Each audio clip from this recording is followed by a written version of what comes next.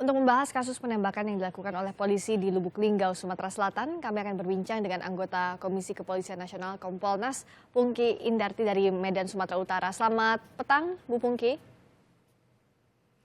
Selamat petang. Temuan awal Kompolnas dengan kasus penembakan polisi terhadap mobil yang diisi satu keluarga ini apa? Di mana salah prosedurnya?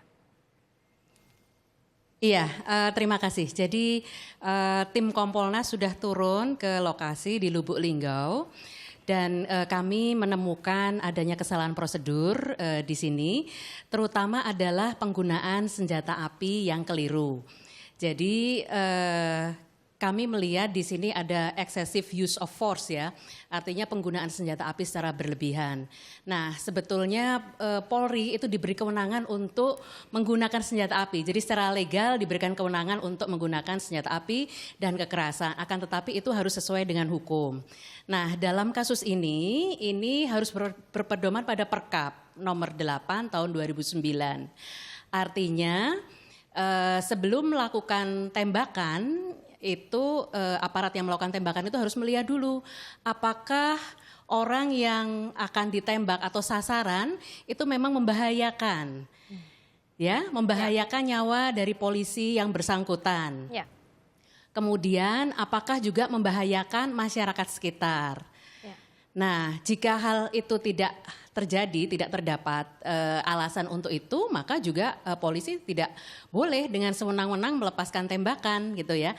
Jadi ada asas legalitas, necesitas, dan proporsionalitas yang harus dipenuhi oleh polisi.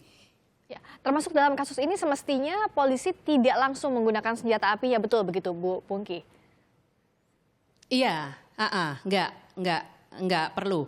Dan kemudian kalau misalnya diduga yang bersangkutan ini kriminal misalnya ya, karena yang polisi yang mengejar ini kan nggak ngerti. Nah itu harus dikejar, jadi nggak boleh ditembak sebetulnya gitu ya, harus dikejar dan kemudian bisa ditangkap.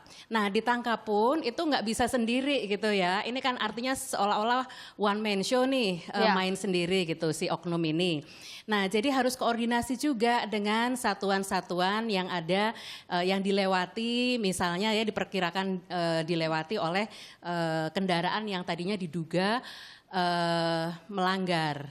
Oke. Kalau dalam kasus ini Bu Pungki, saat razia kendaraan ini kan menghindar.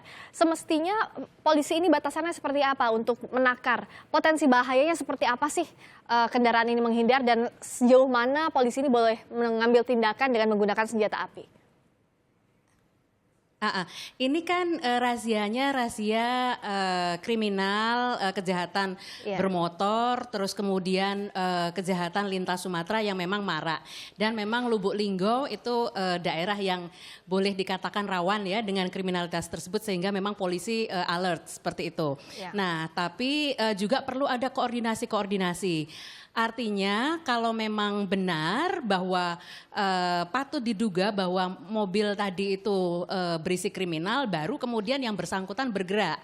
Nah ini memang harus berdasarkan perintah. Kalau memang sudah ada perintah untuk mengejar, itu harus dikejar. Jadi nggak boleh misalnya langsung ditembak begitu saja, itu nggak boleh. Apalagi ketika itu ditembak dalam kondisi jalanan rame.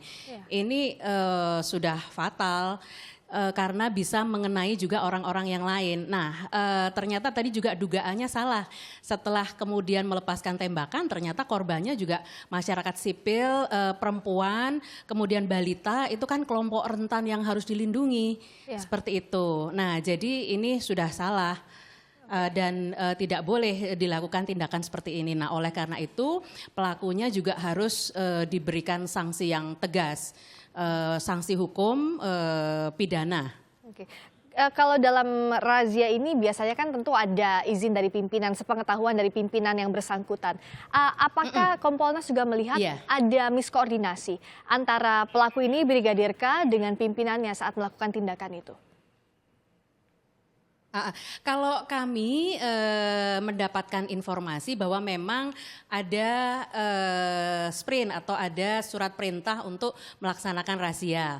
Jadi bagian mana yang menjadi tim untuk memeriksa, bagian mana tim yang untuk ada di tengah-tengah, bagian mana yang misalnya nanti harus mengejar jika memang perlu dikejar. Dan ada yang dibekali senjata. Nah, tapi perintah untuk apakah perlu ditembak atau tidak ditembak itu kami mendengar bahwa tidak ada perintah untuk menembak. Oke. Jadi ini murni keputusan Seperti Brigadir itu. K Nah, pribadi ya, Bu Pungki ya?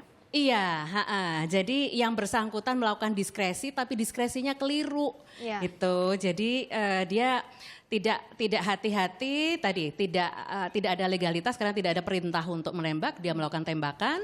Kemudian nesesitas itu apakah ini perlu untuk menembak, itu juga nggak perlu untuk ditembak sebetulnya. Dan kemudian proporsionalitas, ini nggak proporsional dia melakukan tembakan seperti itu. Artinya kan sama dengan menembak lalat atau nyamuk dengan meriam, modelnya seperti itu. Iya. Nah, jadi fatal ini akibatnya yang terjadi seperti itu. Terakhir evaluasi dari Kompolnas, tentu Bu Pungki kita semua tidak berharap agar tidak ada kejadian seperti ini terjadi lagi di kemudian hari di daerah manapun. Iya.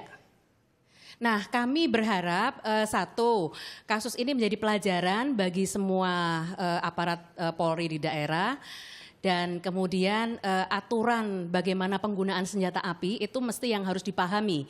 Artinya semua mesti harus tahu menggunakan senjata api itu sangat berbahaya jika ternyata yang bersangkutan misalnya tidak mahir dalam menembak dan sebagainya, terus ternyata salah dan fatal. Ini mesti harus menjadi pelajaran. Dan kedua, pelaku juga mesti harus ditindak tegas, ini sebagai efek jera.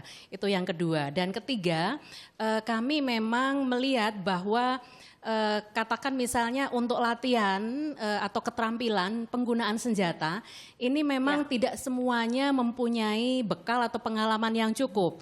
Sehingga kami melihat ini penting sekali juga bekal atau keterampilan mempergunakan senjata dengan baik itu mesti harus diajarkan atau diberikan kepada Polri. Dan ini anggaran untuk ini yang memang mesti harus ditingkatkan ya. Jadi keterampilan dan keahlian polisi di lapangan benar-benar akan profesional dan baik. Baik, terima kasih Bu Pungki Indarti, Komisioner Kompolnas sudah berbagi di Kompas Petang. Itu tadi Komisioner Kompolnas berbicara soal kasus penembakan di Lubuk Linggau.